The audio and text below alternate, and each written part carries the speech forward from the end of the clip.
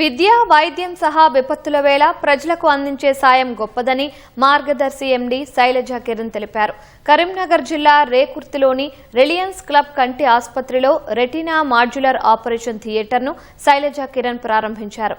Doctor Bhaskar మడేకర్ ఆశయ సాధన దిశగా పేదలకు కంటి చూపును అందించే లక్ష్యంతో ఈ ఆసుపత్రి పనిచేస్తోందని కొనియాడారు. కరీంనగర్ లయన్స్ క్లబ్ వంటి ఆసుపత్రి బృందం 9272 గ్రామాల్లో పేదలకు మెరుగైన వైద్య సేవలను అందించడం ప్రశంసనీయమని తెలిపారు. ఆసుపత్రి వ్యవస్థాపకుడు డాక్టర్ మడేకర్ అప్పట్లో మార్గదర్శి చిట్ ఫండ్ ఖాతాదారుడని ఎండీ శైలజ కిరణ్ గుర్తు చేశారు. రేకుర్తి కంటి ఆసుపత్రిని రాష్ట్ర ప్రభుత్వం గుర్తించి సూపర్ స్పెషాలిటీ హాస్పిటల్గా మార్చాలని శైలజ కిరణ్ కోరారు.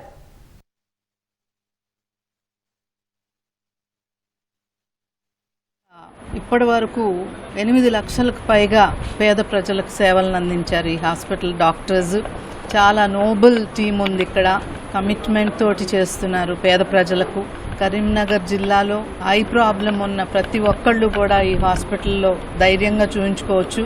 అండ్ జస్ట్ కేవలం 50 రూపాయల ఫీజు తోటి ఐ చెకప్స్ కంప్లీట్గా చేస్తారు ఇక్కడ. ఈ హాస్పిటల్ ఇంకా లయన్స్ క్లబ్ ఆధ్వర్యంలో జరుగుతుంది.